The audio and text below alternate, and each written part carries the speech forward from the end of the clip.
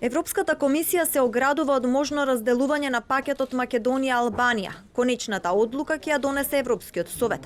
Посредбите на македонската влада во Брисел, портпаролката за проширување Ана Писонеро изјави дека председателката на Европската комисија Урсула фон дер Лајен поддржува старт на преговори со Македонија и Албанија, но му порачала на Заев македонско-бугарскиот спор што побрзо да се реши.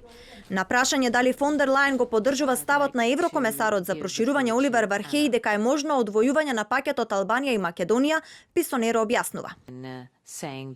Еврокомесарот беше многу јасен дека двете земји исполнија тоа што се бара од нив и дека двете земји треба да одржат меѓувладина конференција, што е можно поскоро.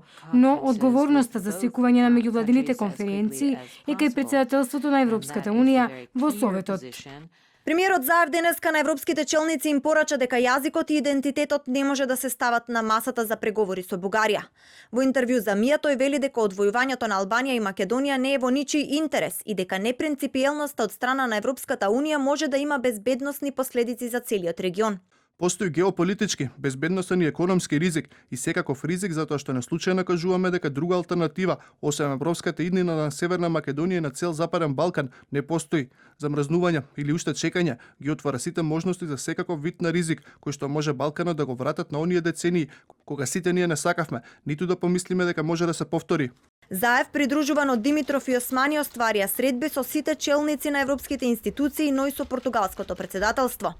Денеска има и состанок на министрите за надворешни работи на Европската Унија во Брисел, а Македонија доби поддршка и од шефот на хрватската дипломатија Гордан Грлик Радман, кој пред почнување на состанокот порача ЕУ да го исполни својот дел од задачата и да ги стартува преговорите со Скопје и Тирана. Утре во Брисел се одржува Совет за општи работи, а точка на дневен ред ќе биде проширувањето на Европската Унија.